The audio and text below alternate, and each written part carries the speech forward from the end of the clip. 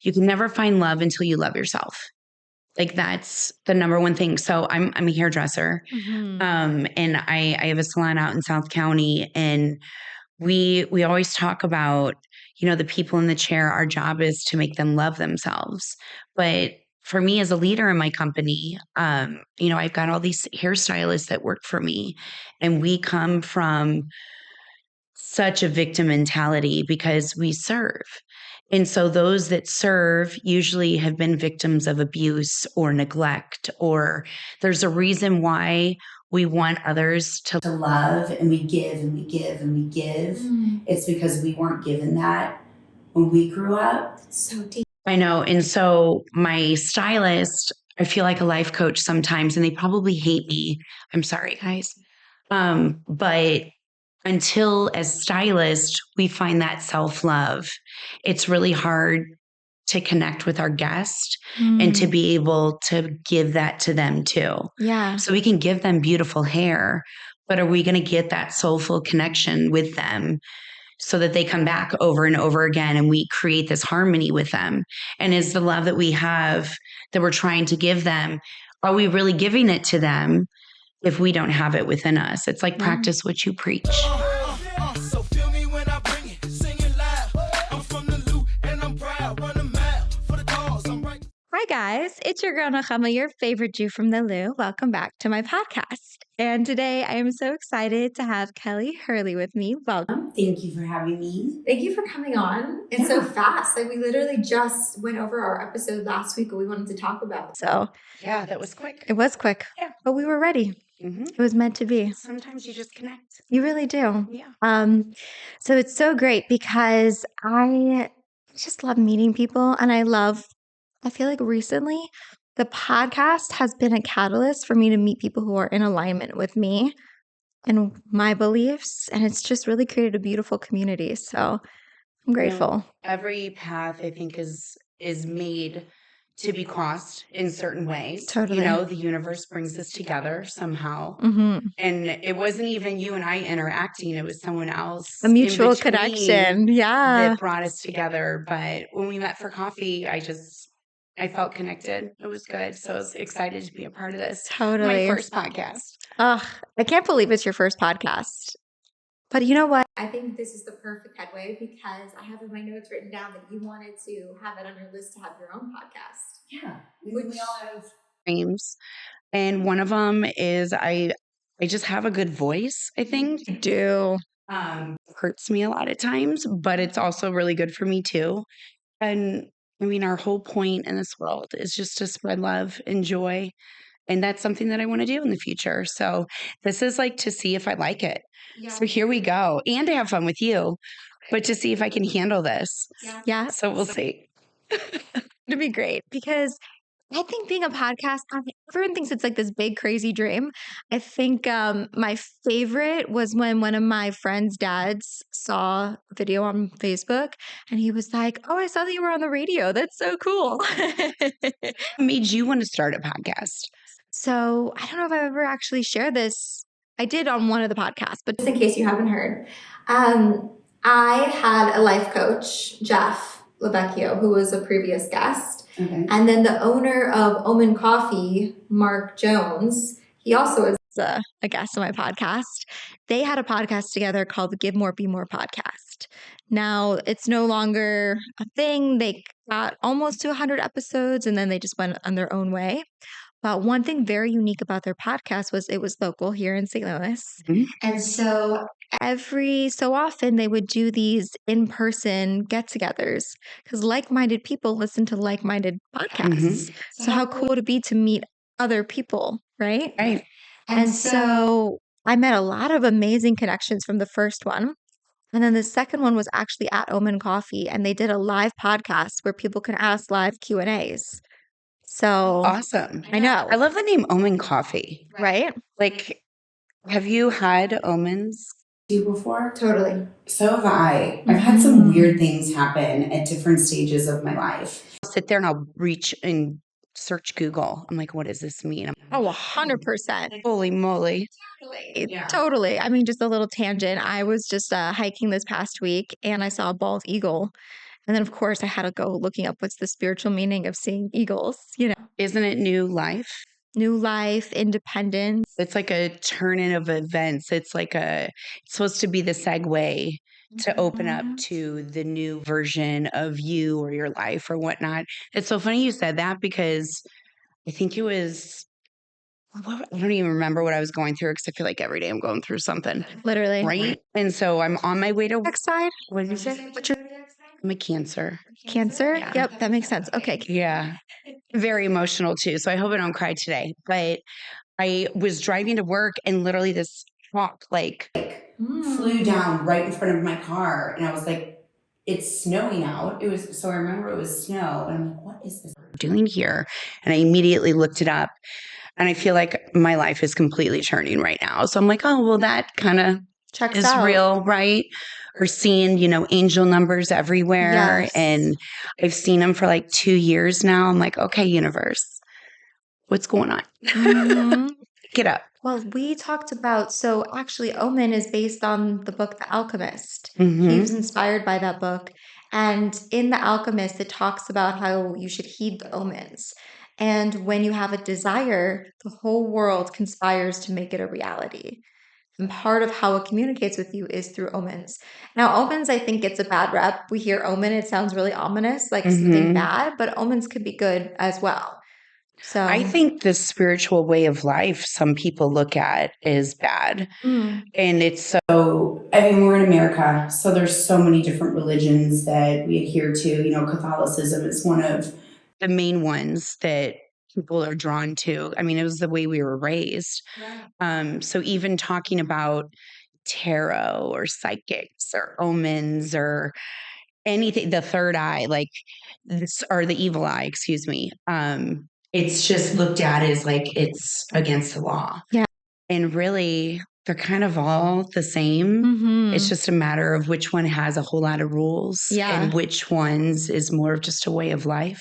Totally. So I believe in omens. I believe in them too. And we'll circle back to that in a moment. I'll finish the story of how I got into podcasts. Okay. So I was at the event and I was like, I'm not going to ask any questions because I wanted to give other people the opportunity. Jeff was my life coach. I could talk to him anytime. Mhm. I went all the time. I felt like Mark was my friend. I could talk to him. I didn't want to take away from someone else, right? But people were asking questions. Then it got to the point where they're like, okay, one last question. And nobody was raising their hand. And I did have a question. And I have this theory, like if you have a question, you should ask it because you never know who might need to hear it, right? Right. Or maybe someone wants to ask that question but doesn't have the balls. Courage. Yeah. Oh, the balls. Look at me. Look at me having good words and you're getting dirty already. I am. I was a little nervous about being dirty on camera. I'm like, oh, I better watch my mouth, but you're No. just taking it. No, see, I think it's that religious background, right? Like sometimes I can look super conservative, but a little bit of that. We all have a little spark inside us. A little spark. We'll go with that. I like that. Yeah.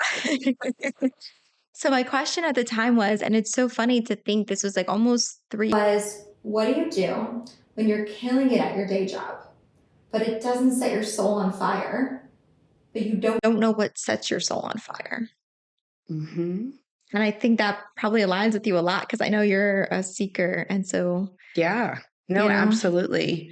I feel, I'm very ADHD. Yeah. So I'm always looking for, what sparks me or what gets my heart rate elevated. Right. So I feel very deeply when you Right. say that.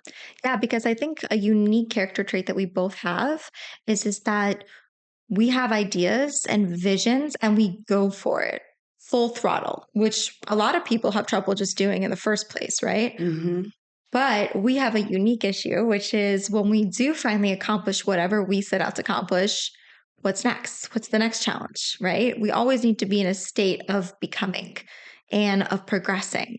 So, it's a love-hate relationship with the becoming because sometimes we seek and then we go for something that we feel is right. And then sometimes we forget to sit and really meditate or pray and ask how. Yeah. And experience with that actually very recently. And it's like, I've learned to slow down. Mm. I'm a hairdresser. So Sam Villa, who's like this super famous hairdresser, he always says, slow down to speed up. Yes. And it's like, slow down and think before we react and take things into our own hands and do whatever we want. I love that. I think I'm very much trying to get involved with that because this is a new thing, but I don't have a problem loving myself. I don't feel like I have any issues with that. It's more of that sometimes my cup is full, and then whether it's a friendship, a job, or a relationship, I get so excited about it, then I pour everything into that. And then it's more of like, but is this even making me happy? And did I get so attached to the potential without really seeing what it is in this moment. Girl. Right? I mean, that's like every relationship. Like I think, especially like men when dating, it's like we get so in love with the idea of being in love that we don't even know if we like this person. Yeah. And we get so caught up in all the feels and the butterflies that we might even be saying that we love this person way too soon. In all reality, you get so many months in, you're like, who are you? But also, Like, are they matching your energy? Right. Because in the beginning, and maybe you were the black cat energy, right? Where you're just living your life and doing your thing, and the guy comes along and he's intrigued by you. And then all of a sudden you're like, wait a minute, somehow the energy is reversed. I'm the one who's putting in all the effort and you're just receiving. and I don't like this. I love that you just said black cat because you must follow Marguerite. Is that who? Oh my God, I love her so much. Too. I just love her sass. Yeah. I love her personality. Her voice. I love everything about her. But you're right. And she always talks about the masculine and the feminine. And I'm not going to lie, that girl's my TikTok therapist. Literally. And thank God, and we're here on the day where TikTok was banned and brought back within 24 hours. Wild. Thank the Lord. Literally. But she's somebody that I follow that really helps me change my mindset when it comes to dating and just think a little bit differently. So totally. I love that. Yeah, because I think also you and I are very similar in the way that we're entrepreneurs. We go after what we want. But what's really hard is in relationships, if you want a certain type of man, you want a masculine man, you want a man who's going to provide for you. You have to kind of sit on your hands. Oh, girl. And that is so hard because in every other area of my life, I don't care how ballsy the dream is. Okay, great. Here's the big dream. Now let's reverse engineer it, come up with some actionable steps every day. I'll work towards it and I'll get it. But you can't do that with men. No. It doesn't work. No. Because then you go into your golden retriever energy. They become the black cat and then they just lose interest. And you could have potentially had something, but you ruined it because the energy dynamic is off. Right? Absolutely. And I think in today's day and age, everyone's like, oh, make the first move, plan it, whatever. It's 2025. Like, it's okay. But the truth is, only one person can lead the dance. And I feel like the energy that starts the relationship is what's going to continue on. 1000%.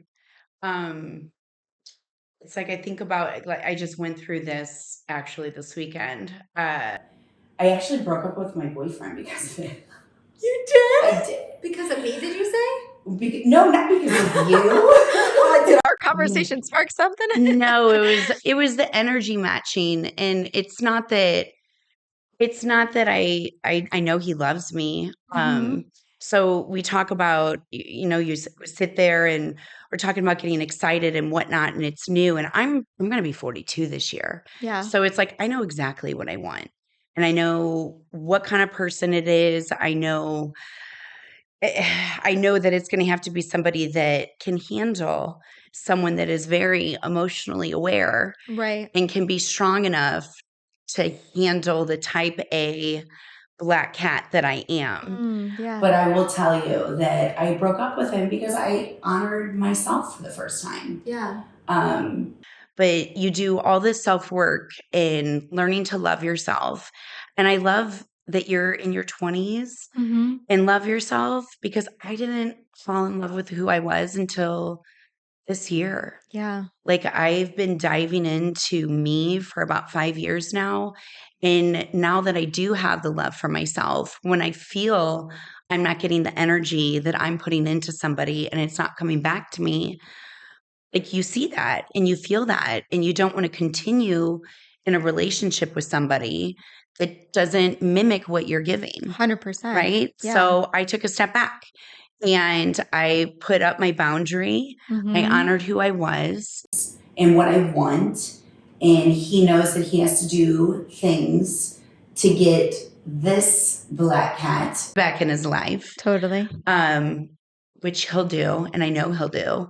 But it's honoring yourself and really loving yourself enough to know that what you will and won't allow in your life. And then that's the balance. Right. Because one cannot be more powerful than the other. Yeah. And he can't have the power to where I feel like, I'm not who I am. It throws you off, throws off your energy. And you work too hard to become who you are to let a man come and throw you off your crown. I mean, he fell in love with me because of my sass and my spark. And I found myself being so soft, which was beautiful because he did let me tap into my feminine. I've never had that in a relationship to where I could just be my authentic self. But then I felt like I was stuck in that feminine. And I was allowing the things that I would never allow from somebody that I just met to happen. And you can't do that. Like I had to pull back. Yeah. And sometimes you have to pull back and sit. And I'm sitting right now and I don't like it. Yeah, But you have to lean back and lean into yourself. Yeah. So there's this book that I'm reading. It's part of this book club that I joined. It's like for self-help and self-development. Oh, I need to send you the link for that if I haven't already. Okay. Yeah, my friend Angela, who's coming on the podcast, she runs this book club, and she also runs this other event called Mocktails and Mindfulness. Oh, I signed up for it. Yeah. I'll be there in February. Yay! Yeah. I'm so excited. You're going to love it. I'm She's excited amazing. too. She looks fun. She's so great. She's everything. Oh, I love her. But I will say that the book that we're reading, it's called The Self-Love Experiment. And I just felt like recently I'm just a lover girl, and I love the idea of having love in my life, but I don't like how I'm showing up with the men who come across my path. I think I'm, like you said, like I've worked so hard to become this woman that I am today. And the minute they come along, once I start to get into that, oh, maybe this could be something, I kind of like lose myself in that relationship. And the whole woman who they fell for kind of disappears. And I don't like it. No, I feel that. Yeah. We tend to lose ourselves in the idea of love, and then we lose our power. Yeah. And so when we take it slow, and this is why they say to take it slow, and actually in dating, you're not supposed to talk to somebody every day. You're supposed to have space and time in between. Yeah. But for us type A's, and we're go, go, go, go, go, like we're just trying to speed up this process when really we need to slow down. And we need to enjoy the dating life and having them court us. I said that to somebody the other day. They're like, court? Yeah, court. My friend Greg, he's like, court? I'm like, yes. Like that's what people do. You court. Like I want the flowers. Right. I want you to try. Like you already have my heart, but I need you to try just a little bit harder. I had a conversation with a guy recently where he told me that he needed a confirmation for if we're getting together for like a date or something. And I'm like, no. So he just wanted to talk to you and like you're exchanging energies. And then before he wanted to give you any more emotion, he wanted to know if you were going to meet for a date. No, like let's say, for example, in an ideal situation, feminine, masculine energy, how I believe it should go is the man asks you on a date and then day of, he confirms. Okay. I like this. He should. Yes. He should confirm. I think there should be some confirmation. There should be some confirmation. It should be like he should be excited. Right. He should be excited and he should be confirming. Correct. So that you're like, he's thinking about and me. then you don't have any anxiety of, did he forget? Is this happening today? Because we're all adults. Is he going to ditch me? Am I going to get ghosted? Right. So, yeah. Because it's 2025. Right. So this guy had forgotten about this date that he seemed super excited about. And then he called me because I had parked and I was like, oh, I'll see you soon. And then he's like, oh, I'm so sorry. I'm not going to make it. I didn't realize it was today. And then he's like, I'm the kind of person that needs a confirmation. I was like, okay. And then I got off the phone. I was like, you know what? That was the best thing that could have ever happened because I found out sooner than later where he is in his energy space. Because I also realized I think dating is all about learning about what you want as well. And from that, I realized, no, I'm not going to date someone who needs me to confirm with them that we're meeting. I need a man who's going to show up, confirm with me, Yeah. not me confirming with him. I'm not his boss and I'm not his mom. No. And it's an honor to be in my presence.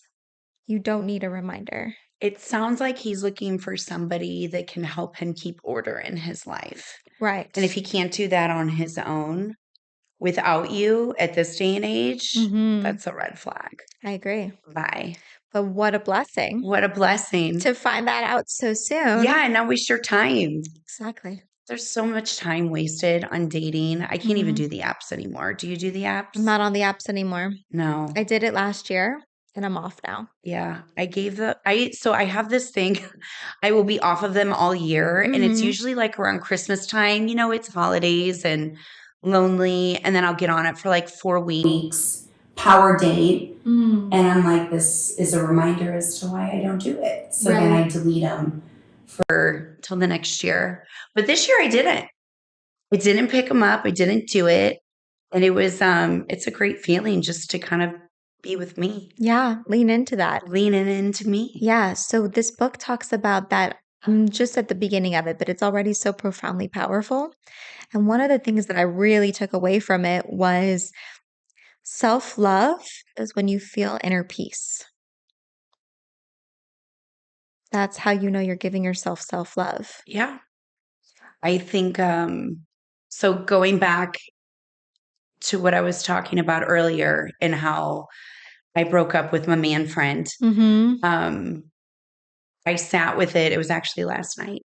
And I sat with it and I was thinking about all the areas of my life that were just kind of falling apart. And I've had a storm happen like this past couple years, just work related and whatnot. I'm going through a lot of hurdles and challenges, but I sat with it last night and I'm thinking about like where my happiness lies and how my relationship isn't where I wanted it to be. The energy wasn't equal and it needs to be equally exchanged. Yeah. And last night, after we broke up, the amount of peace That's how you know. I had inside me, and it wasn't peace because I love him. I do. And we will be back together again. I know we will. He's got to do his things and fix his self so he can be the best version of himself for me. Yeah. But it was so peaceful to just know that I have values and I have beliefs and I know what I want. And if I'm not getting them, then you don't get me. Yeah. And once that conversation was over, I was actually really happy. Yeah. And as much as my heart hurts and I miss him and like want to talk to him all day, every day, I'm just proud of myself. Yeah, for sure. And it's like when you get to that comfort of honoring who you are and your core values, it just becomes peaceful and your soul recognizes it. And it's just like slapping you a high five. Totally. Yeah. I think a reason why a lot of people in their 20s may not have self-love is because before you can love yourself, you have to know who you are. And a big part of your 20s and sometimes your 30s is that self-discovery. So I had no idea who I was. Even at, well, I guess maybe 40, I started to figure it out. okay. Like I have like, I'm type A, I'm ADHD, I'm a hard worker, I'm one of 7 kids, I'm a big family, I'm Lebanese and Irish. And, I know those parts about me, but I don't think we really recognize we are the way we are is because of our childhood and the way we were raised and the people that are surrounded by us. The preacher at the church that I go to, he always says, show me your friends, show me your future. Yeah. And it's so true. Like what you're surrounded by becomes who you are. And so I went to this retreat. I got sick of my own shit back in 2021. dated a guy. I always have like this 90-day thing. After 90 days, I'm done with them or they're done with me. Wow. It always ends after 90 days. It's a 3-month thing. And after another breakup, it was like right at the 3-month mark, another breakup. I was so sick of my patterns. And I went to, I found this retreat my friend Kelly sent to me. And it was Sedona Soul Adventure. And that was my first trip to Sedona. And I booked it. I did it on my 39th birthday. Yeah. I think that's what it was. But it was a 5-day journey into finding out who I was. So I had, a couple of days of rest, but I had 3 days with all these different people throughout Sedona, like different doctors or light workers, as they call them, those that are empaths and just want to help serve love. And it was past life regression. It was childhood trauma. It was astrology and love and hypnotherapy and learning how to meditate in the vortexes of Sedona. Oh, wow. I did this breath work, it's like open mouth breathing where you essentially travel to your soul and speak to it. And it was fucking crazy. Oh, I bet. But it is insane. So this breath work, like I just signed up to become a coach. Like, so I'm going to get certified to do it because it's so powerful. It is so powerful. And it's all the drugs you've ever tried in your life wrapped up into breathing. Totally. And it was wild. And I've seen some things in life, but I've never closed my eyes and talked to the dead or gotten visions. Yeah. We pray for signs all the time. And I don't think I've ever truly like visually seen a sign. Yeah. Which is oddly enough, I did have an experience this past week too, but we can talk about that. We'll circle back and put a pin in that. Circle back to it. Yeah. Put a pin in it. But the experience that I had there, I felt like I've been going to therapy since my divorce in 2012, just to kind of work on me. But this retreat was so wild that I felt like I packed up therapy of 15 years into 3 days. Wow. And so it wasn't until then that I figured out why I was the way I was. Like I thought I knew who I was, but I didn't know the why. Right. And I didn't know how it happened. And it was through those experiences as a child that I went through that I discovered, why I can't stand a relationship. The first person that loved me sexually abused me. And different things that I experienced as a child has developed me into why I'm loud, why I want to be heard in a room. And it was really because I was crying to be heard or fighting to be heard my whole life because of something bad that was happening to me that I didn't know how to voice to because it was someone so close in my family. Right. What if somebody doesn't believe me, or what if this was normal? Right. And honestly, I didn't even discover that I was abused as a child until I was close to 40. I thought it was normal. I thought older men were okay to be dirty old men. And that's not the way. But when we discover these things about us, and so that we don't live in a victim mentality, we really have to learn to forgive. Yeah. Which is the hardest thing I've ever done, because have I forgiven this person? I don't know. But it's not forgiving for them. It's forgiving for yourself. Correct. Yes. So the moment that I forgave me for this experience, and I forgave myself for how it trickled into my own personal life, that's when the ease and the comfort and the joy comes, and that self-love comes. And it took me almost 42 years to figure that out. So hopefully this helps somebody. Yeah. But it's that easy to be able to dive into your experiences and pull out something good from it. And so that you don't dwell on it and you're not a victim your whole life. Yeah. And I think, that was part of what connected us so much too, is that it's really easy to fall into victimhood mentality, especially if there's definitely circumstances in your life where you quite literally were the victim, right? Right. But at the same time, I think for me, I just had this realization where all the people who I was blaming or angry about for my current situation or where I was at, saying like, oh, because of them, I am where I am, or I'm not where I want to be. They're living their lives, they're doing their thing, and they're not losing any sleep over it for the most part. The only one who's suffering from the victimhood mentality is me. The only one whose peace and happiness in life is being affected is me. And so it was just this decision of I want more for me. And that's what made me go on this whole journey. I was raised Orthodox Jewish and I love Judaism. I think it's so beautiful. And I think there's so much that still aligns with me to this day. So I still keep.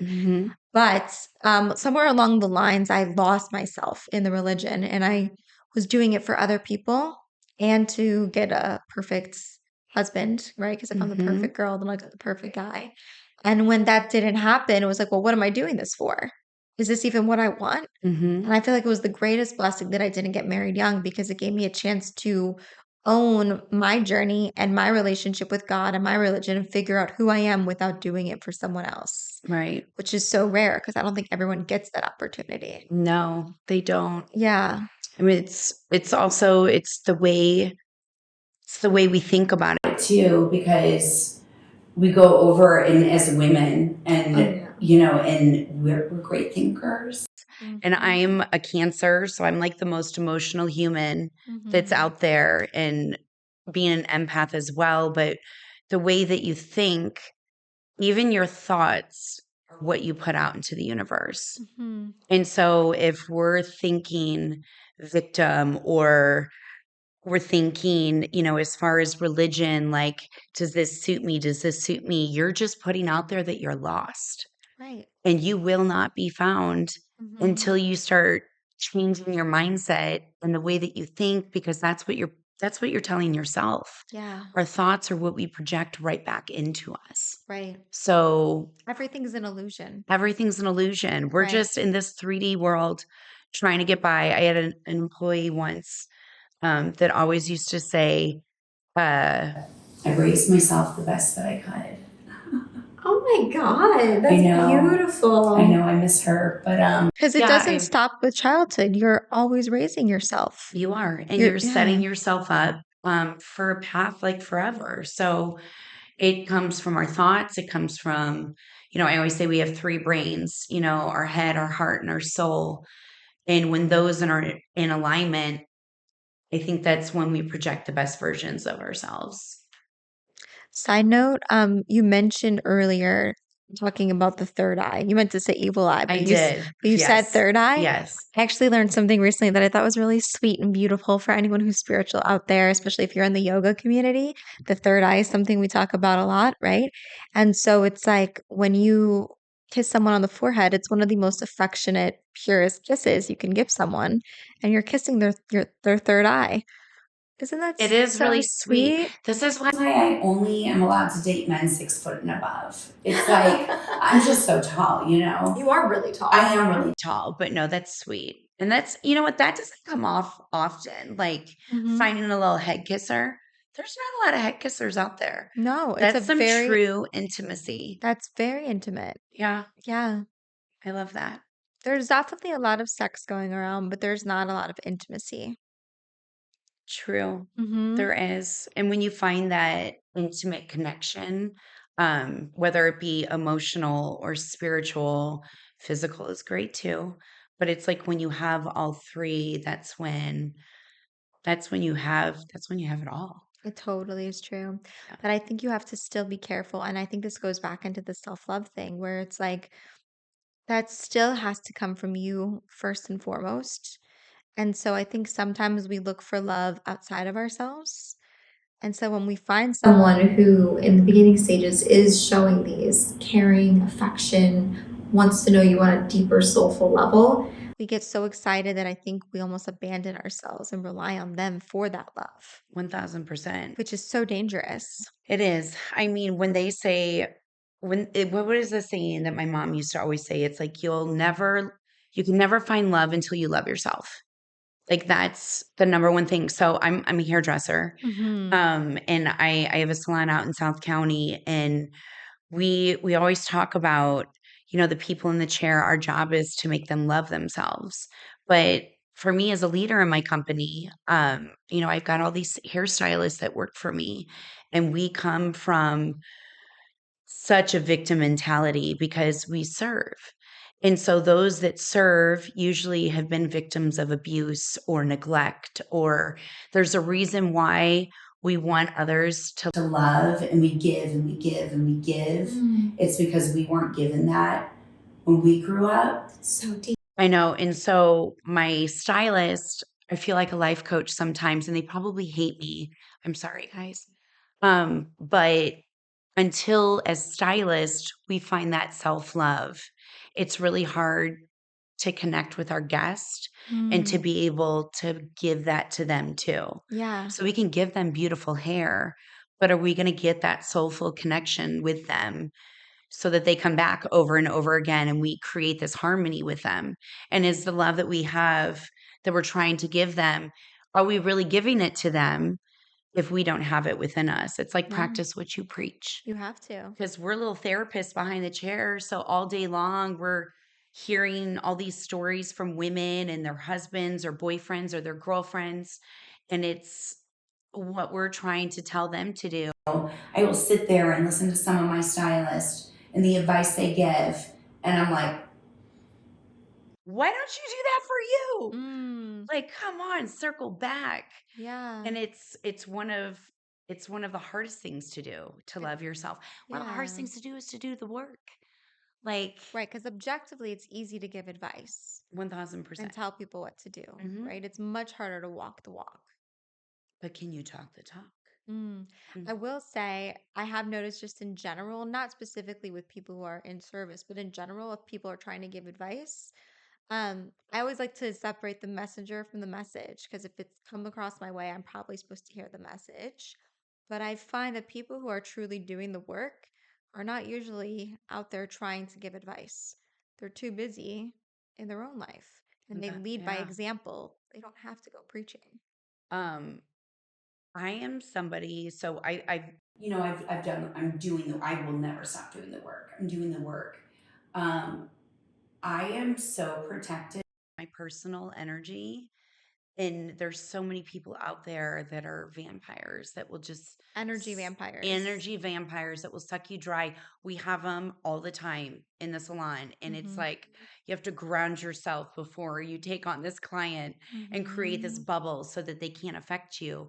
I'm actually going to circle back to the beginning stage because my ADD. I do. It's funny because with topics, I'll bump all over the place. Are we going to bounce our ADD off each other? Totally. Okay. But one superpower That I have with my ADD, I don't know if you have with your ADD or ADHD, is that even though I could bounce around, I'm able to come back to my original point.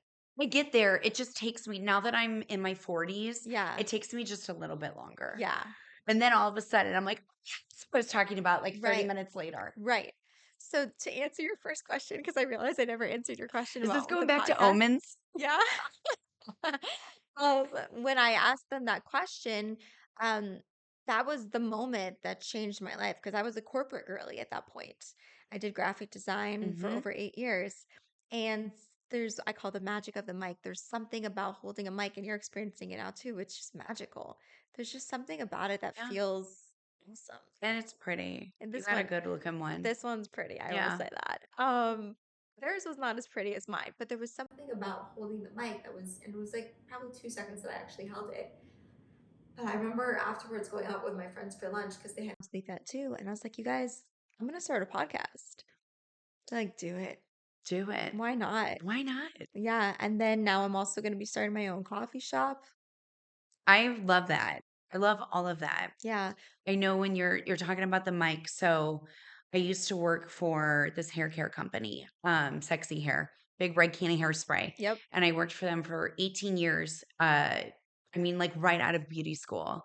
I had a really hard time getting started, and I hated being a hairdresser because I probably slept a lot during school. I mean, I was 18 when I went to beauty school, or 19, Right. something around there. And after I got out of school, I hit the bottom. I was like, I need to get better. I need to kind of go back to school. So I found this hair care company and I just loved the energy about the company and I joined them. And so many years in, I became this platform artist and I got to travel the world and teach other hairdressers and it was beautiful, but we wore mics. So the moment we would walk on stage, and I kind of felt it in my car today before I got here. I got all nervous before I got on the mic and I was like, Really? oh, this is what it felt like back in the day. But you Yeah. put that mic on, your heart's racing, your stomach drops, and then all of a sudden you just start speaking and you have no idea what you're saying. But the things that come out are Oh, just so yeah. profound. They're what meant to be said. Yes, Yeah. and you create this energy. And with sexy hair, when we're at a hair show or an event, like we just encompass a circle of people because we were authentic and we were real. But Mhm. you're able that microphone just the way that we were able to serve others and teach others. It was just so beautiful. It's kind of like being behind the chair. We don't have mics, but we're on stage. And Right. so you're able to just kind of change what's going on in your little bubble right there with using your voice and kind of like what you're doing for others right now. With the podcast, for sure. But I would say that there's a few jobs that I think really encompass that sort of power and connection with people: a hairdresser, a nail tech, bartender, and a barista. All service, All add service. nurse, add Yeah, teacher, for sure. For all of sure. those people all are into a mindset of serving others. Yeah. And all we want to do is spread joy. Yeah. And I agree, like it's a weird correlation between us all, and which I find is they're the ones that have the most heartache too. It could be.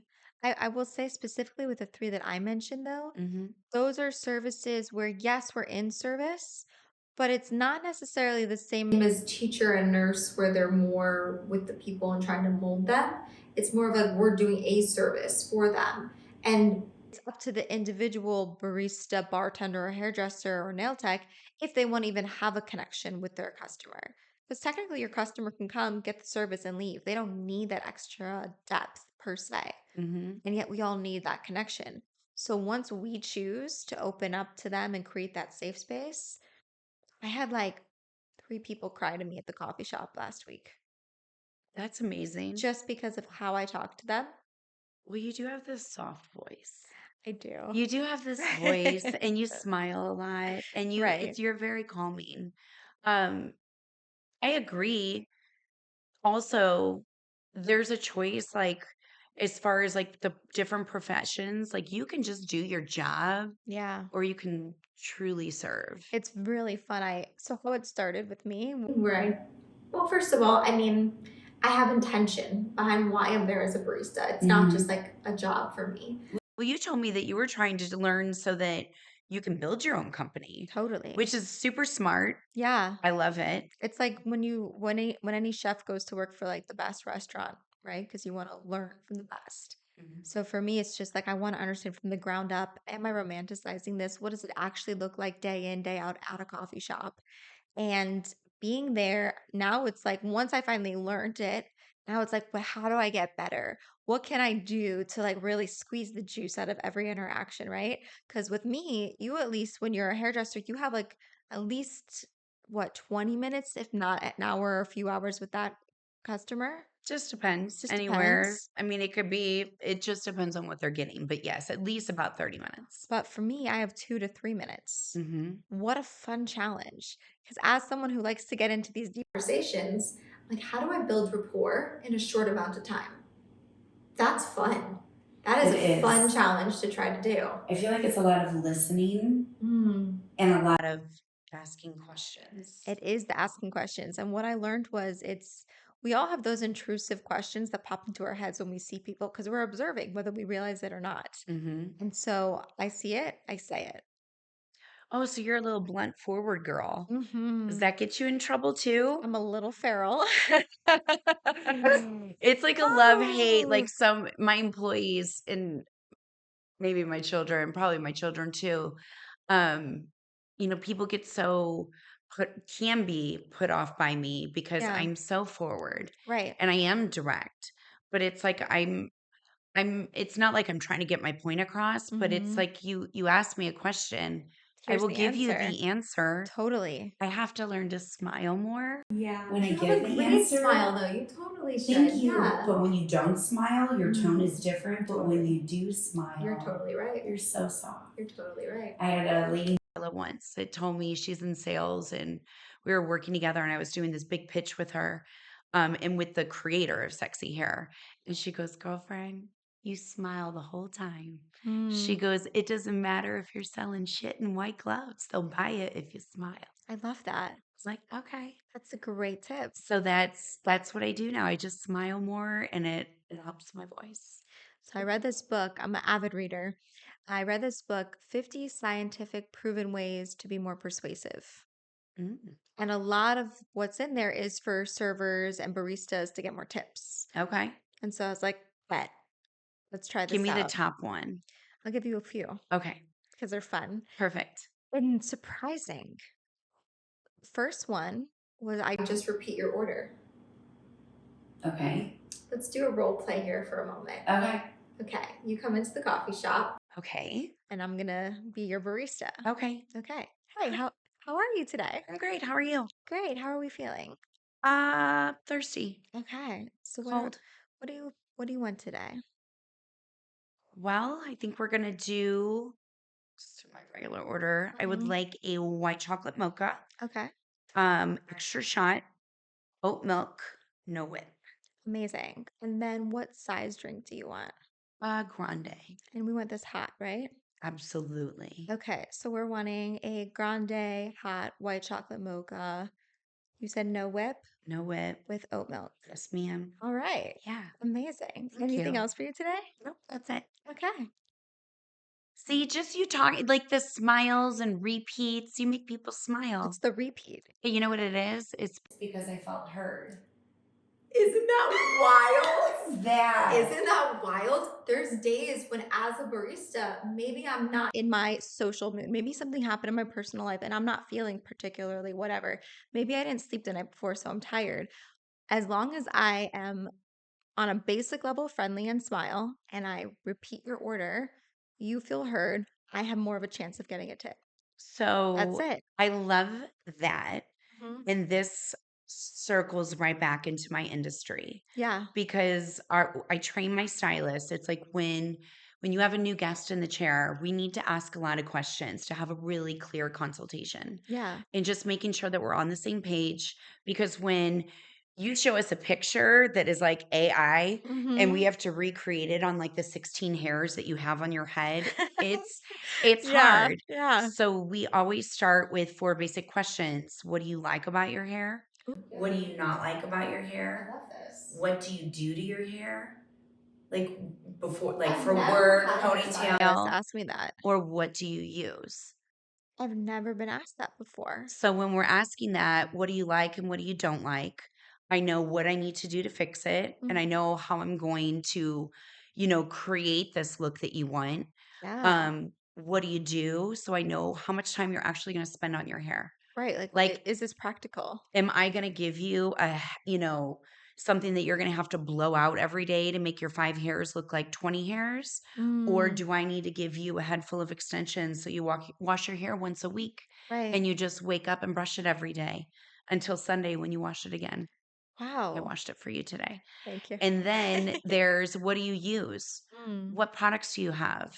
I mean, is that's what's causing you to have frizzy hair or you to have no volume? Do yeah. you have something that is full of sulfates or waxes, parabens that you need to detox your hair so that you can actually get the look and the movement that you're wanting? Yeah. It opens up a pathway.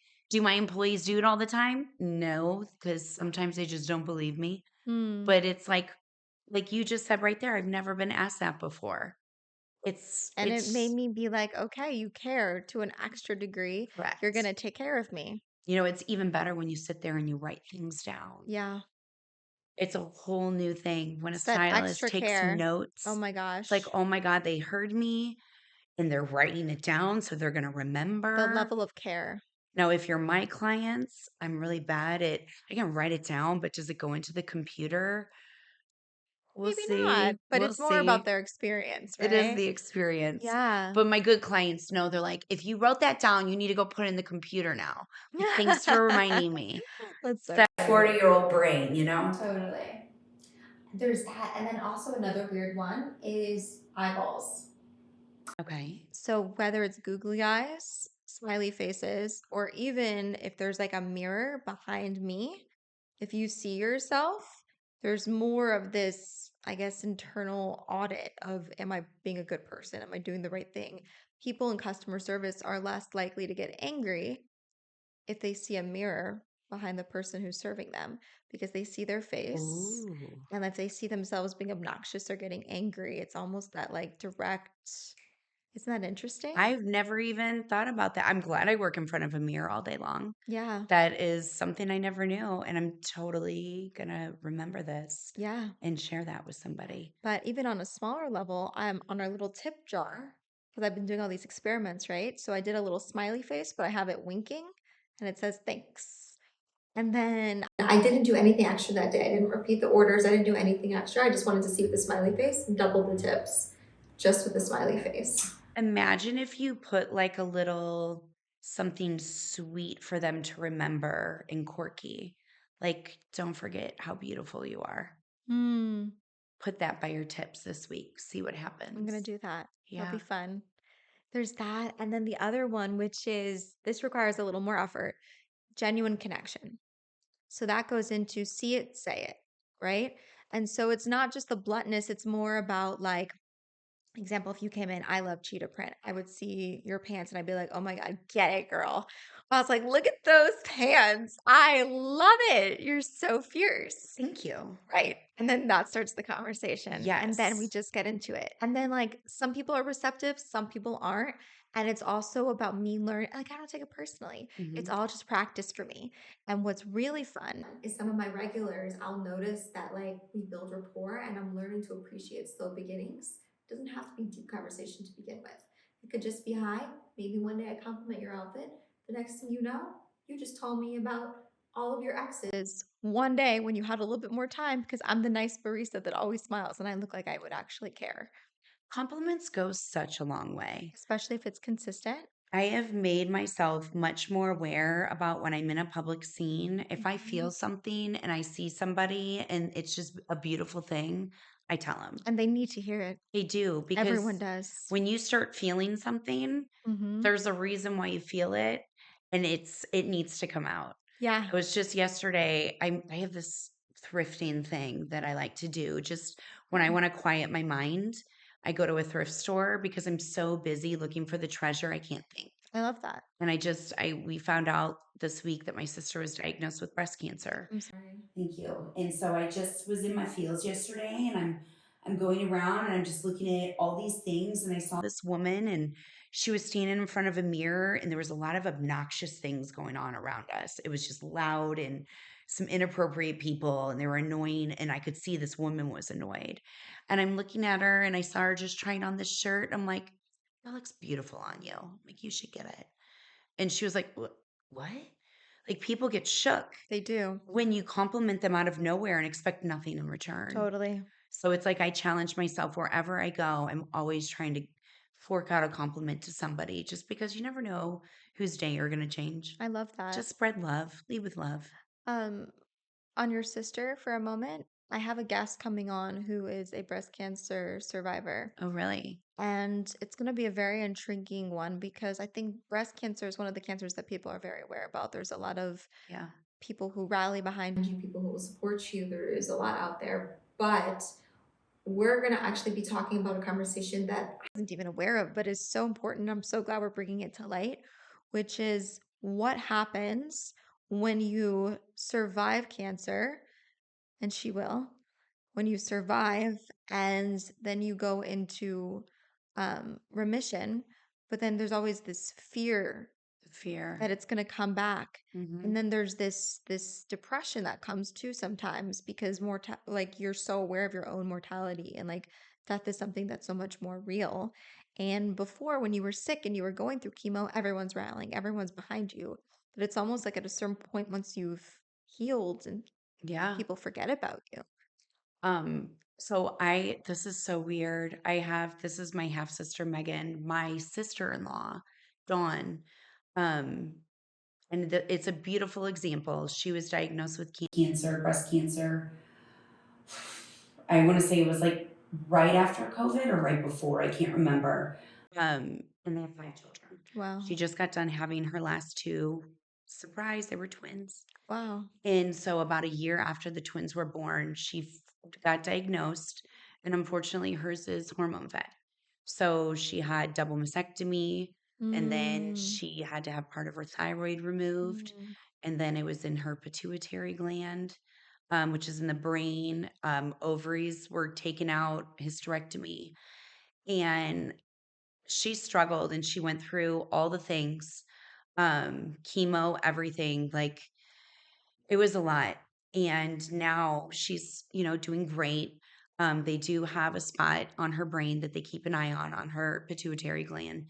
And I hope I'm saying that right. I think so. It sounds correct to It me. sounds right. Yeah. But she has changed her mindset. Instead of living in fear, not giving a fuck. Yeah. And being grateful for every day that you have.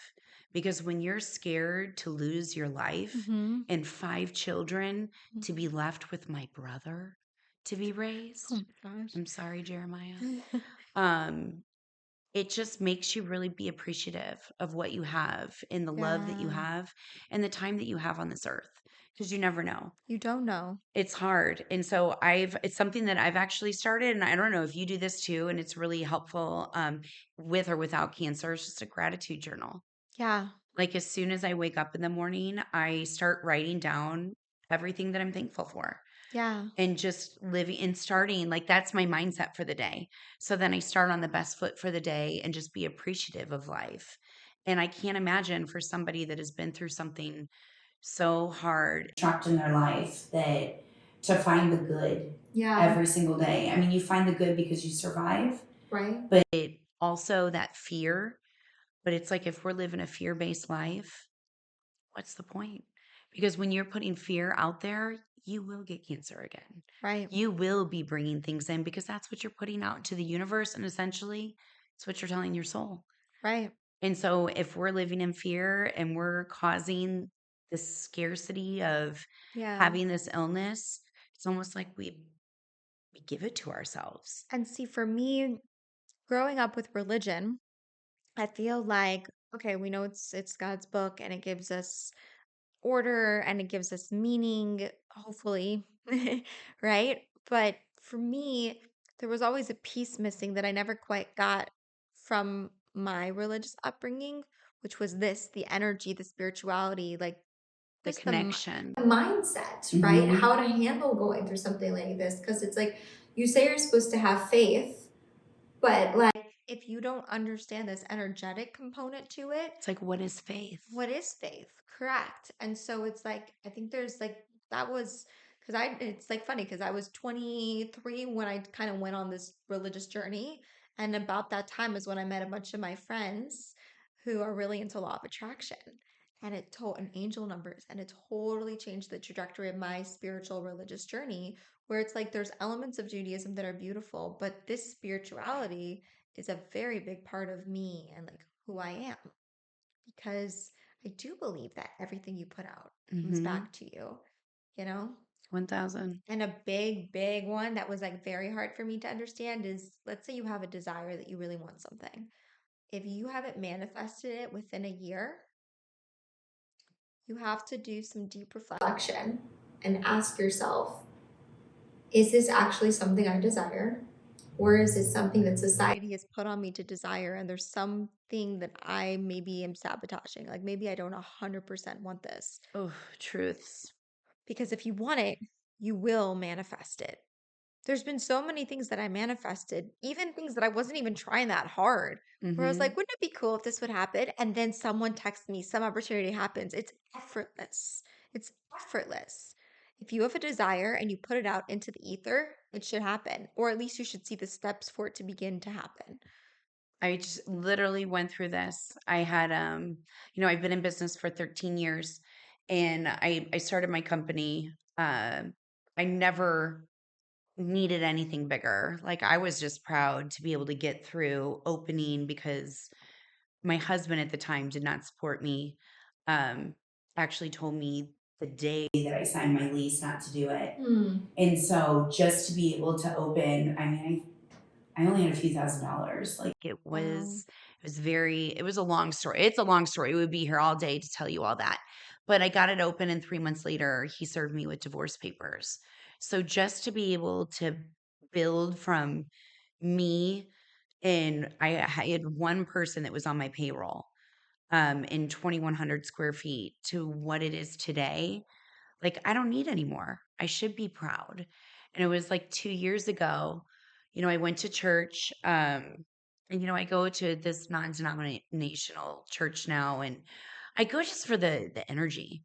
Yeah. Like, I believe in some of the things they say? Yes. Is it great and meaningful? Yes. And so it draws me to keep coming back because it connects me to my source, which is my God. And I went one time and it was like crazy. It was like a revival. It was a Tuesday night at church, and I've never been to anything like it. And I got this message. I don't hear things often, but I got this message that said to go big. Mm. And I just kept replaying that over and over and over again. And it was at this point in time, I had a lot of money saved up. I was thinking about going big. I'm thinking about, my end game, which is I should build a building or buy a building, move so that when I want to retire, I can just sell my company, sell my building. There's my retirement. Yeah. And it felt so right. And so I started all the movement to do it. And one obstacle after the other. You would think it would have been easy. I got the loan, I got SBA approval, I had 22 staff members. And slowly things just fell apart. And I went to this conference. What was it? It was probably in July. My church does this woman conference every summer. And I went to this woman conference, and it brought me back to this sermon in the Bible. And they're talking about, oh my gosh, I don't read the Bible often, Sarah and Abraham. Yes. And how they were old lady, old man, wanted a baby, talked to Mm-hmm. God. God said, yep, I'm going to give you a baby. And Sarah took it into her own hands, talked to their um, slave mistress, whatever you want to call it, and got her to sleep with her husband. And she got pregnant and had this baby. God comes down, and Sarah is all happy because she has her child. And thank you so much, God. And God's like, whoa. This was not my doing. You asked me for a child, but you never asked me how. He's like, you took this into your own hands and you served yourself instead of asking me how and breathing into that and manifesting that answer. And instead, here's the lesson I'm going to have to give you. God was ready to give you a child, but you didn't do it the way that I wanted. You did it the way that you wanted. And I sat there and bawled my eyes out at this sermon, and I fell apart. And I'm like, I never asked how. No wonder I've hit every hurdle and everything fell apart because I did it in my own way. Yeah. And what did God mean by going big? It obviously was not buying this property and going through the hell that I went through. So that's what I'm sitting with now. I'm like, okay, tell me how. Well, we talked about this, but like my friend Angela, who does the mocktails and manifesting group, she asked the Really profound question, which was if you had to pick one word to be your mission statement for the year, what would it be? Oh my God, I think we talked about We this at did. coffee, and the word's probably going to change because That's I already okay. forgot. That's okay. Um, oh no, I remember what I said, but I'm changing it. Okay. I think no, I'm going to take it. I'm going to go with it. Abundance. Abundance. That's right. That was your word, abundance. Abundance is my word because it's not even so much, yes, financial abundance. I've been a single mom pretty much my whole life. I've had a marriage for 2 years before he ditched. Um, So abundance, I think abundance in love, abundance in finances, because I've been on my own for so long and I'm just tired, Yeah, you know, totally. abundance in gratitude, There's so many points I want to elaborate on what you just said because it's really powerful. First, my word was surrender. Ooh. And It's so hard it's very to hard. do that. But the story that you just shared, especially about your experience, about how you felt, about how, you definitely had this calling to go bigger, to have abundance, but you didn't ask why or how, right? Mhm. And so for me, surrender is also part of it because I'm a recovering type A and I just need to lean back and just be like, you know what? Like, I have this vision and I have this faith and this certainty beyond logic. I could taste it. I know that every heart's desire that I have is going to come to fruition. But, like, for example, with dating, last year, I really wanted to be in a relationship. So I went on Bumble. And when I tell you that I took it like a second job, I dated. I dated 3 to 5 guys a week. Different guys. When you're ready to date, you gotta date, girl. And I did it, and I was like, maybe some of them thought it was chill because let's say, for example, if something happened and a guy was like, Oh, I couldn't make it. No big deal. Within an hour, I was back on the app, got a date for that night. I was like hard hitting. You were double dating in a day? Oh, yeah. I've done that once. I was swiping yes to every single guy just because I was like, I had been single for so long. And you never know. You never know. And we should quit judging by looks. 100%. Because also, guys look so much better in person than they do in the apps. So I was like, let me just give them all a chance. I was running out of matches because I kept saying yes to all of them. I would drive to new locations for like zip codes of where I thought successful guys would be. And that's swiping more. And I had a boyfriend within a month. And it was the longest relationship I've ever had. We were together for 6 months and it was a beautiful relationship and I learned a lot from it. But it wasn't my forever relationship. And I really think that from that story, what my takeaway was, I'm supposed to be in a relationship. I'm supposed to get married and to have love in my life. I have no doubt. However, it's on God's time, not It on my is. time. And my issue with the apps is that I feel like it's trying to force something instead of letting it naturally come into your life organically, how it's supposed to. My rabbi said the most important thing to work on is to be happy because men love happy women. Mm-hmm. If you were in a coma in a cave and it was your time, your guy would find you. I love that. That's his job. His Mhm. job is to find us. Yes. I mean, this is not really in the Hebrew Bible, but in, the Christian Bible, it says he who finds a wife finds a good thing. It's his job to find us. Mm-hmm. We're the missing rip. You know what? Going with that, you talk about being able to surrender. Mm-hmm. So many of us, it's hard to surrender, but Yeah. then receive. receiving is another big Here's the other problem. And I think you touched on that as well just now, where it's like, especially as women who are so competent, not all women are, but you and I are, Mhm. right? We totally can be independent, successful women who give ourselves everything we want and need. We can. Yeah. Are you exhausted? Yeah, I don't want to. I'm exhausted. Yeah. And I just realized where it's like, I can, but I don't need to. And I don't want to. And I want to show up energetically in the spaces that bring me to life and let men take care of certain things because I don't want to. Mhm. And I think it's fun and it's been fun doing the whole independent woman thing, but I'm done. And I'm ready to just surrender and lean back and let the guy do it.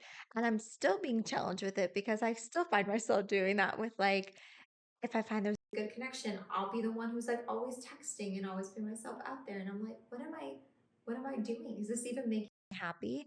And also it's like, am I saying that if I don't put forth the effort, the relationship will disappear? Where's the trust? Where's what you said? It's not even normal to talk to someone every single day. You should let them court you and come to you, Mhm. get you flowers. Well, especially after you just first meet them. Yeah, Like that's a stranger still. right. Stranger danger. You have to let Mhm. them earn the right.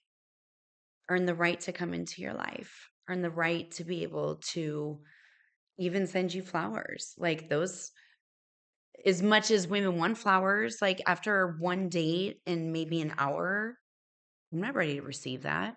That would be too much. That would scare me and it would make you run. I mean, essentially, at least the old Kelly that was dating, now I'd probably take flowers. I would take I would take flowers. flowers. I actually had flowers sent to me yesterday with no card. It was really weird. Okay. I know. I don't know who those were from.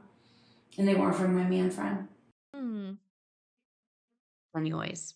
But creating that space Mhm. and not feeling the need to fill it with things is okay, you know? Mhm. I had an experience with receiving where, earlier we were talking about the feminine, and I went to this retreat.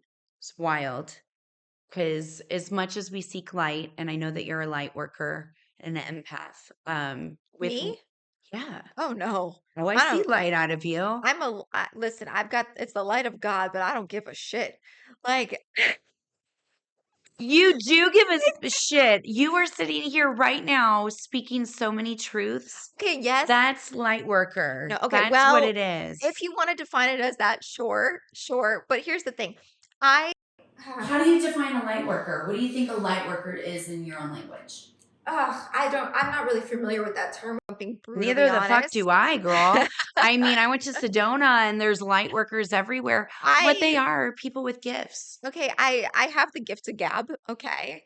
I'm I think you very have the gift of more than that. I'm very I okay, to me light is God. It's the universe, right? And as I learn these spiritual truths, I want to share it with others because it gave me so much comfort.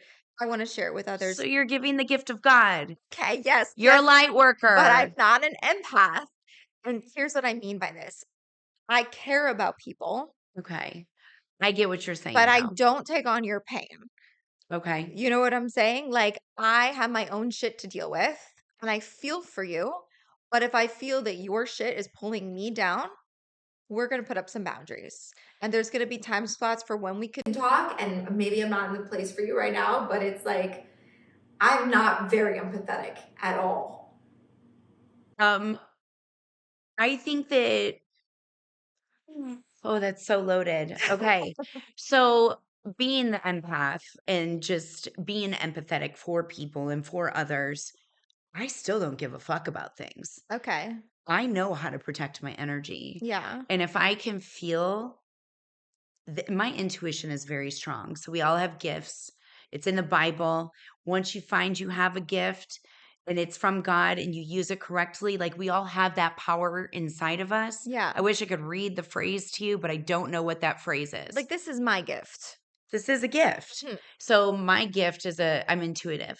And so I can feel things. Yeah. And I can feel once I have a connection with you, I will feel you. And it can be really crazy sometimes. Like I felt my boyfriend's panic attacks, like in my chest. I don't feel that. And it's weird. I don't feel that. Not when they're Me. But when I sense something negative about somebody and I don't want to feel you, I will bubble the shit out of myself, bubble wrap her up, and I can cut that cord. So empaths, you can still feel, but you don't have to if you don't want to. Yeah, I'm trying to think. I mean, let's say even the best example is like probably the person I'm closest with in this world is my mom, right? And like my mom, sometimes she'll be going through things and I'll have to remind myself to be empathetic. You know, like I love her. Like, Like, but if I'm going through my own stuff and she like needs me, I don't like feel her emotions. So that's why I don't feel like I'm an empath. Like I love her, but it's almost like we need a scheduled time for me to feel her feelings. I don't just feel her feelings. understood. Logically, I hear people when they say they're an empath and they feel my feelings, but like I don't really understand it on a deeper level. Like I just because I can't relate to that. I think an empath is, I mean, It's broad. It's a broad term. it's so broad. Yeah. It's so broad, and it just depends on how you look at it. Yeah. But going back to when I was talking about going to that retreat. Yes. So I went to this retreat, and there's the dark side of spirituality and there's the light side. Yes. And I didn't know that. So I'm new to all of this and, spirituality, going to Sedona, trying to manifest and trying to meditate. It is hard. All of this Mhm. stuff is hard. It's very new. I grew up Maronite Catholic. I'm the Eastern Rite of the Catholic Church. Like we still speak Aramaic Oh, at wow. Mass. So it's like very traditional. And I go to this retreat and I don't know what the fuck's going on. Like it's just another side. And it was just very witchy, Yeah. you know? And so I'm like, where am I? And so I sat with my godmother who you met and Yeah. that connected us. And she's like, with everything out there, she goes, you have to remember with light, there's dark. Always. With God, there's the devil. Mhm. So it's the yin and the yang. And she's like, it doesn't mean that the darkness is bad. Yeah. The darkness is supposed to teach you so that you can bring out the light. And there's a balance between the two. And so when we talk about, receiving, and it was at this retreat that they kept telling me, like, I wasn't able to receive. I surrendered. At least I thought I did. And they kept yelling at me. They're like, surrender. And there was like chanting and drums and throat singing. And I'm like, I feel like I am. What am I doing wrong? But Yeah. they're like, unless you're willing to receive, unless you're willing to love, unless you're willing to go on 1 million dates in one day and wanting to seek love, like you'll never receive it. So if you don't put yourself out there and if you don't open up your heart to get what you want, or if you don't manifest it, if you don't write it down, if you don't affirm or create gratitude for the things in your life, receiving doesn't happen. Yeah. But you have to be open and you have to be willing. Yeah. I'm so glad I circled that back around because I almost lost myself and I found it Let's go. all in a second. Let's go. Look at you. I'm just warming up. And I know you flipped that thing 3 times. I sure did. Well, that's why, I'm telling you the magic of the Mike, once you get going, it just creates such great conversation. But we also have a really good energy dynamic. I think so too. And I think when you just have like-minded people, you never know what's going to happen. No, you don't. No. When people ask me who are guests, they'll be like, okay, so like what's what's the rhythm, what's the flow? Like, it's me. I know. I'm still new to this myself. I leave it up to my guests. Like, what direction do you want to take it, right? Do you have a particular story that you want to share? Are you really passionate about a certain topic? Are we gonna just shoot the shit and just talk about whatever? Let's go with the flow, man. I'm pretty sure we went off topic of everything that we had planned today. I had a feeling with us that that's exactly what was gonna happen. It just our ADD took us into a few Yeah. different paths. Well, once I knew we were into spirituality, and once I knew that we were gonna talk about like love, and that we both had ADD, I was like, forget it. This is gonna be Just one of the shoot the shit ones where we're just gonna talk about whatever, and it's gonna be people's favorite episode because the truth is, there is so much power in owning your story, and then there's so much power in sharing. because whenever people hear us talking, there's so many different topics we talked about today that someone's gonna listen to and be like, oh my God, I'm not the only one who feels that way. Wow, I feel so less alone, right? It's giving me a little bit of hope because sometimes when we're struggling, we feel very isolated. We feel like we're the only ones going through what we went through. Mm-hmm. And it's not true, unfortunately, or fortunately, because then we have that power of connection. And then I think just sharing these stories, and I know for myself, one of the reasons I started listening to podcasts was I had a coworker who was very negative and we shared an office space. And I love to chit chat, and they did not, at least not all the time. And I need to talk all the time. I felt that. So I would listen to podcasts because then I had a friend. You had someone to listen to. Yeah, and I would hear the conversations. in my head, I'm kind of having them too, right? Mm-hmm. And then what was really cool was that all of a sudden I realized that I had autonomy of the direction of the conversations. What topics am I interested in? What personality types am I interested in? It's not really something you have control over in a conversation. Right. But with a podcast, you do. And then begin my love of podcasts. And I'm the type of person that I can only be a consumer for so long before I need to become a creator. Yeah. I felt that. Yeah. No, I agree 1000%. Yeah. And there's also, A lot of people want to do podcasts. A lot of people want to do podcasts. If you get to 11 episodes, you're in the top 1% podcasters, simply because people give up. I could see that. Well, if one, you're talking by yourself, Mm-hmm. you have to really entertain yourself Totally. and have a lot of body language. And what to talk about. Right. Mm-hmm. And even with having somebody else too, do you know how like I've thought about a podcast for years and I've never done it. I think I recorded once after doing a horrid client and I just started talking about the situation and the day and it led me into a different direction and it was awesome. I have no idea where that recording is. I even bought the mic. I think that your name, Beyond the Chair, is such a What happens in powerful. the chair? It's what happens in the chair. That's the name that I want it to be. I like Beyond the Chair. Ooh. I like Beyond the Chair Okay. just because it gives you a little bit more wiggle room and freedom to talk about more than just your experiences, you know? I do like that. So what I was going off of is what happens in the chair Mm-hmm. because I'm a barber. And so what we talk about in the chair stays in the chair. Mm. And so that's kind of where I was going with that Like because that it's safe things, space. yeah, it's a safe space, but it's things that are people are really thinking. And to go off of, what you had said earlier in about podcasts, I don't know, and how people connect and feel that way. There's so many things that we just don't talk about. Yeah. People keep it in and they lock it up inside, and we wonder why we have anxiety and depression and, Mm-hmm. unhealthy living, ulcers. It's because we're sitting on things that we need to let go of Totally. and that we need to have healing from or reassurance from. And I feel like that's such a great outlet to be able to share with people and to know that you're not alone.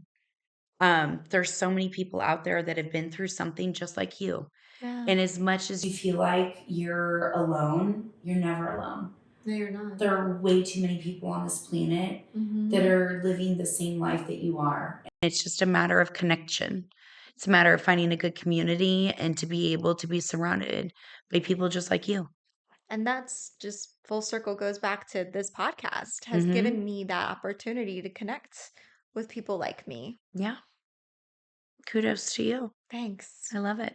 It's been a lot of fun. It has been fun. This was fun. Yeah. Okay. So I have this tradition at the end of every podcast, and it's really the whole basis of what this podcast is about, which is this Hebrew quote, Eza hu hacham halamed mikol adam, which means one who is wise is one who learns from everyone. And we've definitely learned a lot from you. But if you can leave us with one little last nugget, what would it be? My friend Steven shared this with me. And it was, I don't know who said it. I don't know where it's from, but I know it's change the way you see things and everything you see will change. Perfect. It's so beautiful because we look at things and we see them for what they are and we respond to it. Mm-hmm. But if you could just take a step back, and this teaches us to reflect before we react. And that's something that as a young person, we always had something to say right away. Somebody said something, I had something to take back. Totally. And even when I opened my business, like I was a great reactor. And it took many years to learn to sit and think and look at different viewpoints so that I could see what others were seeing or what they were feeling Yeah. or completely look at something differently. And you never know what can change. Yeah, there's a lot of power that I'm learning in the pause. The power of the pause, Kabbalah. I totally dove in. I did. Did you? You mentioned it to me, and so I dove Oh, in and did it, and it's everything I already practice. right? And they just slap a different name on it, and Mhm. it's so much like different religions. Yep. They're so similar. Do you see what I mean? How it's just a connector? It is. I Yeah. still my light, my source, what it reflects on who I want to be. Mm-hmm. Right now I'm on a certain episode and we're talking about, is it the Tulum? The tikkun. Tikkun. Tikkun, the emotional baggage that we all have when we come into this world. Yes. And it kind of relates with that. It's like we look at our emotional baggage and what we're what we're brought into are generational traumas or curses that are passed down to us. And it's like when we look at that, if we could just rearrange what it looks like, Yeah. you can see it for such beauty and turn it into a positive. Well, I'll tell you a powerful thought on that is not only did your soul agree to the emotional baggage and challenge and trauma that you've been through, it chose it. And when you hear that, that really flips your lid on the victimhood mentality where you're like, whoa. In some of the later classes, he talks on suicide, which is really profound because I think anyone who's lived this life, whether you choose to share this to the world or not, but I know for myself, I've definitely at least even thoughts where it's like, I'm in so much pain. I can't handle this. I don't want to be here anymore. I don't know how to navigate the situation. And you are supposed to go through certain challenges in this life. Your soul needs it. And if you don't go through it and you choose to check out early, you will come back and go through everything again. Mm-hmm. And when I heard that, I was like, fuck, no, absolutely not. So here's the thing he also touched on. He said once you've learned the lesson Mm-hmm. and you recognize it, you see it, and you start honoring it, it goes away and life starts to happen. It happened to me multiple times. There's been people in my life, whether it was bosses, coworkers, people who didn't really feel like they could move, if that makes sense. Like I was stuck in a situation with them. Mm-hmm. And I realized that I couldn't change them or my situation. I needed the job at the time. So I was just like, what lessons can I learn from them? And without fail, every time I've had at least 7 people disappear from my life once I've learned the lessons.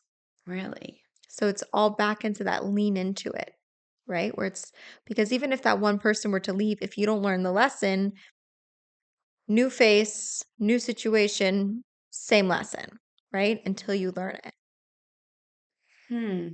So the fact that I just broke up with my boyfriend and honored myself, does that mean I'm going to get married soon? Yes. Okay, cool. Yep. Cool. You want to do a fun thing? I want to split the bills, man. I'm Let's so go. tired. So I just saw there's this rabbi, I want to say, forgot exactly which rabbi it was, but there's this rabbi who goes on TikTok. I just was the first TikTok therapist. This was the first video that I saw when I went back on TikTok today. TikTok rabbi? TikTok rabbi. I love this. And he said, if you want to get married, pull out a calendar. Pick a date that makes sense, a reasonable date. So I did. Did you really? I did. I just When are you did it. getting married? Okay, let's put it out to the ether. Let's do it. Mark your calendars. I put it in mine with a little Save the heart. date. Save the date. I'm getting married on Sunday, April 5th, 2026. Okay. April showers bring Mayflower. I love this. Beautiful time of the year. My birthday is April 3rd. Okay. And I'll have just turned 30. And I always thought being 30 would be a good age to get married. So you're turning 30 on the 3rd. And then 2 days later, getting married. I love that. Yeah. Okay. Congratulations. Thank you so much. I'm really proud of you. Thanks. I wish you all the happiness. Now you gotta pick a date. Oh man. So it's really weird. I'm a tattoo. I'm so many things. I'm a tattoo artist, and I specialize in permanent makeup. And I want to specialize in scalp pigmentation, micro scalp pigmentation. Yeah. So that when you have thinning hair, especially women and men, where it's kind of see-through, transparent on the scalp, you can do these impressions on their scalp to make it look thicker and fuller. It's kind of an Nice. optical illusion. So I'm doing one of my clients that I had met. She was actually a model during my apprenticeship when I became an artist or a tattoo artist. And then she comes still and gets more dots. And so I'm doing her hair and I'm telling her about my man friend, and we're just getting she's a big lover of God. Like she's non-denominational, but man, she loves that Bible. Yeah. And I'm on a different spectrum than her, but we still relate so well. And she's going on and on. She's like, so you're going to get engaged this spring. I'm This like, spring, like this 2025? spring. She said, you're getting engaged this spring. I'm Oh my like, God. ooh, okay. And I know when I get married, like I want to get married on a boat. I Love. want it to be like people think it's an engagement party. But really we're just gonna get married on the I boat. love that. So if I have to say when I'm gonna get married, and if it goes with what I think she said, and with me just learning my lessons, Mm-hmm. I'm gonna go with September 4th. 2025. Yeah, Let's go. why not? What? It's later this year, and if it's with who I think it is, it would have been Four Seasons, and why not? Yeah. Yeah, it's okay, and it's like Labor Day weekend, so everyone's off, and I think it is. I don't know if that's on the weekend or not. Yeah, I let's- hope so. we're And gonna- if it yeah. is, then it's meant to be. Set it and forget it. What did I just say? September what? September 4th, Okay. 2025. So the day before my brother's birthday. Okay. Set it and forget it. Okay. Put it in your calendar. Okay. And then now let go of how it's going to happen Okay. and surrender that to God. Done. And you just work on you. Okay. Okay, we'll see. Let's go. I love the. See, I hope yours is. It is. I'm not. I hope. I I cannot hope so wait too. to see you at your wedding. Oh, I can do your hair for you if you need me I to. would love that. Okay. Let's do extensions. I want it down to my butt. Do it all. I want to look like Rapunzel. Okay. Okay. Perfect. Lots of braids and flowers. Got it. Okay. Boho chic. I do want boho chic. Mm-hmm. Mm-hmm. Mm-hmm. This will be great. Is it going to be a Jewish wedding? I don't know. I haven't decided if the guy's Jewish or not. I have this weird thing that I think he may not be, but we'll see. I heard that. I remember you telling me that before. Yeah. So will you still want Jewish traditions at your wedding, even if he's not Jewish? I don't know. Okay. I'm open. Okay. I like it. At our in our church where I grew up, we have a tradition of a crowning. Mm-hmm. So it's a Catholic church, just the Eastern Rite of the Catholic Church. So we didn't turn over to Roman Rite.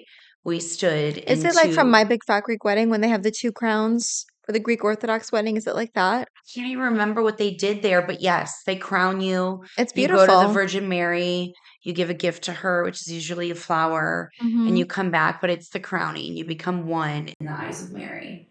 And so different religions, don't bring Mary into it, but it was beautiful. And when I saw growing up, I always that crowning. Like I Yeah. just thought it was so great. And then I had it, and now at my wedding, and now I don't want anything traditional. Like I want it to be quick and painless. I don't want to invest a bunch of money into a wedding because really all I want to do is invest into the love. You know what I want? I want a backyard wedding with fairy lights everywhere. Love it. Lots of flowers, maybe like a little waterfall because I love the sound of water. Okay. I want it to be like super intimate, like less than 50 people. And I want my cousin to barbecue because he's the best barbecuer ever.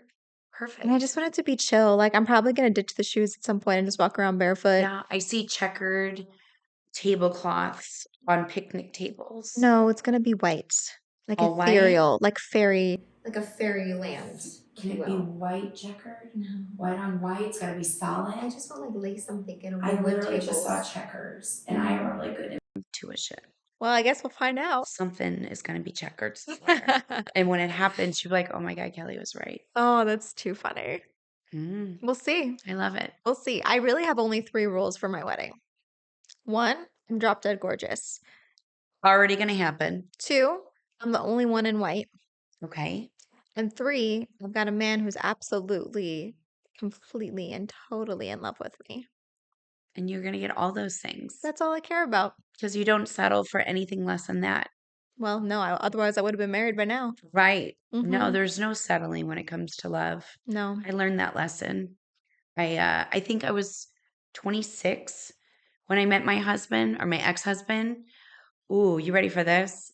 So I met him and I met him at the first salon that I worked at, and he was one of the clients, and he was just cute, and somebody else was cutting his hair, and the eyes, like there was chemistry.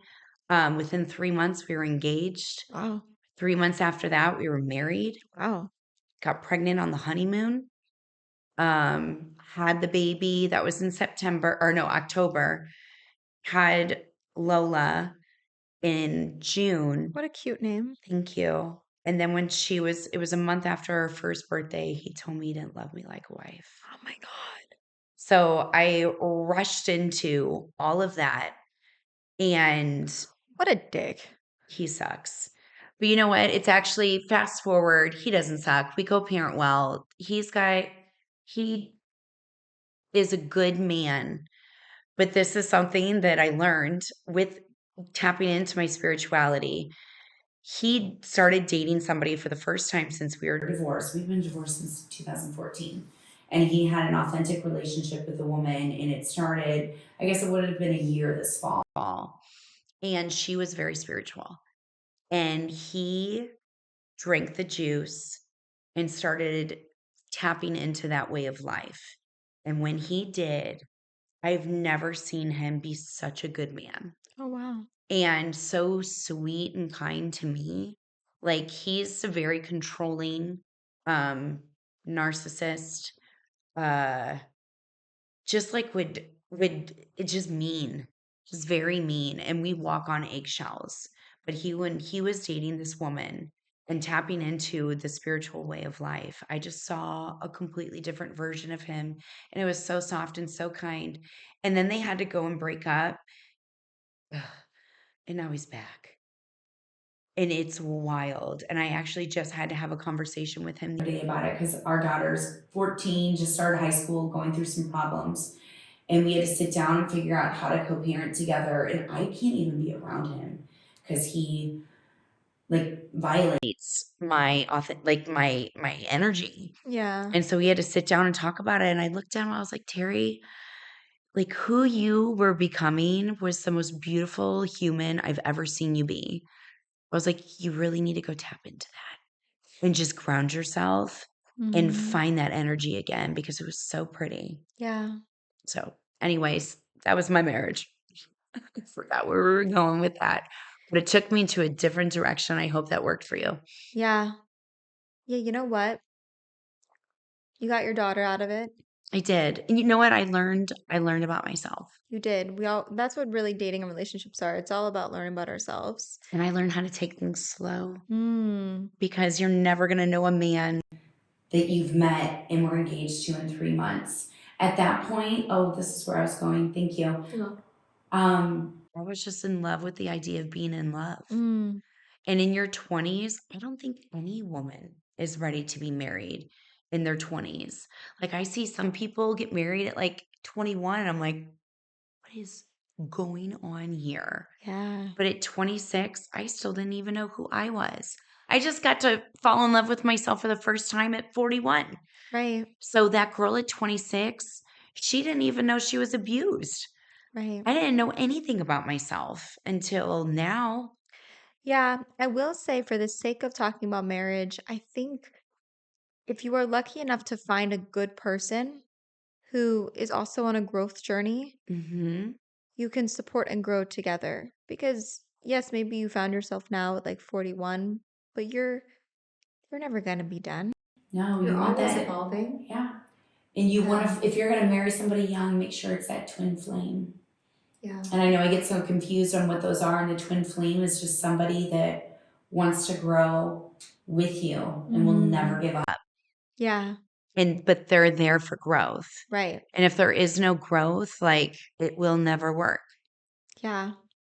It's a very in Hebrew we have this saying about finding your soulmate. It's kasha sivugim kakriyas yamsuf, which means finding your soulmate is as difficult as splitting the sea. Mm, it It's a is. blessing and it's a challenge. And I think the reason why there's so much heartache behind it is that we all have this expectation that it's going to come fast and it's going to come easy. And for some people, that's their fate. But for some of us, it's not. And that doesn't mean you're not going to get it. Do you think you can have more than one soulmate? Yeah. Because I think soulmates are more or less it's relationships. Bella actually goes into this a little bit where it talks about how like you can have multiple soulmates. It Depends on your soul. Some people who have been here before have done the work in previous times. Mhm. They can meet that person at 16 and it's just moving forward from there, right? Mm-hmm. Some people need to do a little bit more soul work. There's other souls that there's a reason why they're in your life. So there could be a soulmate for a season, but not a soulmate for a lifetime. Mm-hmm. And it could be a friend. It And could be a lover. it could be a pet. It could be a pet. And sometimes your soulmates, you can marry one person, you're married to 7 different people throughout a lifetime, right? So everyone's journey is just different. I don't think one's worse off. No. Do you want to hear something really creepy?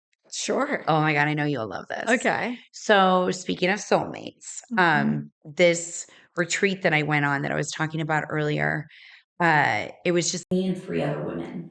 And, we're all abused victims of some sort. Like we have something that we're there for intentionally to receive healing, to integrate and tap into who we're meant to be, finding our purpose. Yeah. And so I meet these women, and after like 2 days, one of the girls, she always wore leopard print. And I just looked at her, I'm just like, kind of liked her. Like, and she talked too much. I kind of like that about her too, because we just wouldn't shut up. Mhm. And we're talking after one of the nights, which was interesting. And she's talking about, living in Afton near the city and how she loves the city. And she used to live in the city. I'm like, oh, I used to live in the city too. And she said something, and she said, Christie Avenue. And I looked at her and I go, Christie, like 5400 Christie Avenue? And she looked at me. She said, yes. I bought this woman's house. My first house that I owned at 25. It was the first thing that I did on my own. And I know my father, he told me never to buy it. He hated this house. He wished it burnt down. And I took him to the house to see it one day. And this woman comes out, and I saw her in passing.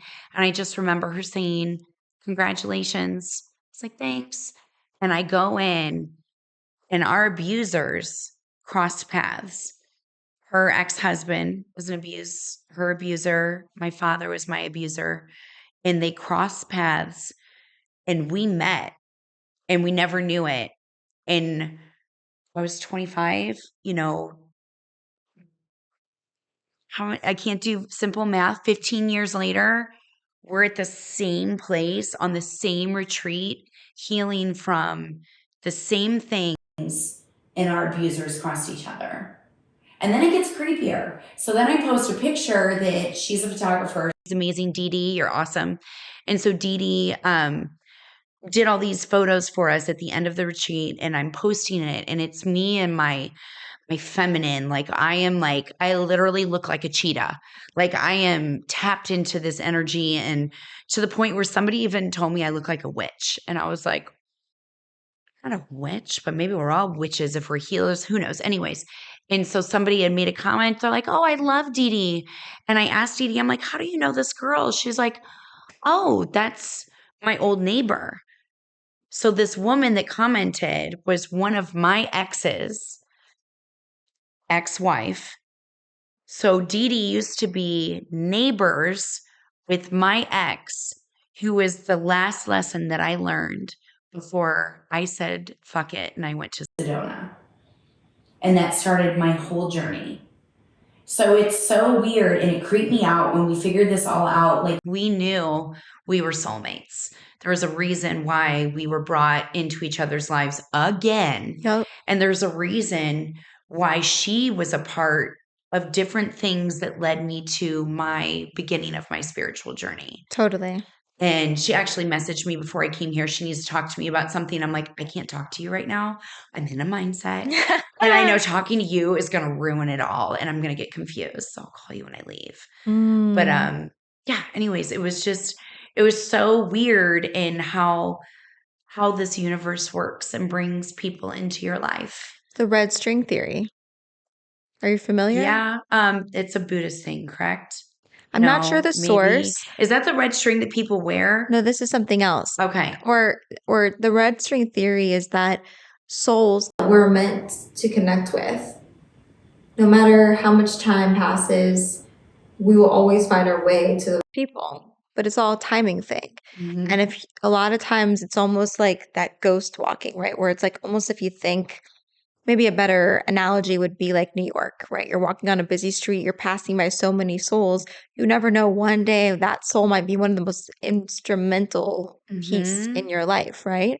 But it's like I have so many friendships too, where it's like if we would have met at a different point in our life, we wouldn't have connected on the level that we did because we had to go through certain experiences.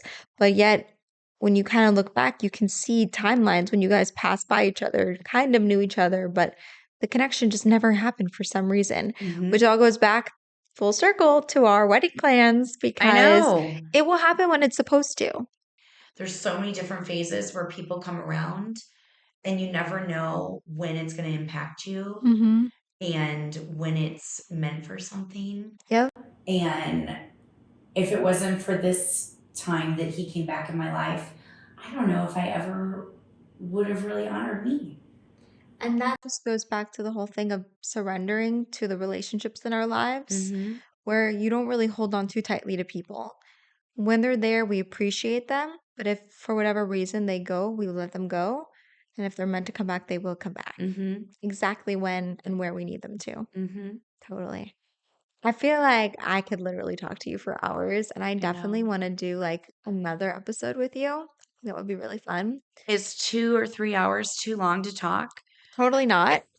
But Because I feel like I don't even know what time it is, but I feel like we've been doing it for a while. Okay. And like people love the long episodes, but I think this is like a good point where we kind of left on a cliffhanger. We can always pick up and talk again Yeah. for sure. But thank you so much for coming on. Thank you for having me. This was a lot of fun. This was a lot of fun. Yeah. I wasn't even nervous. It just felt right. it's right. Yeah. Totally. Thank you. Well, thank you guys for listening or watching. And if you're not already watching, we do have the video on Spotify and YouTube. And please, if this episode was meaningful for you, share with a friend. And I hope you guys have a great week. Let's get it. Let's go.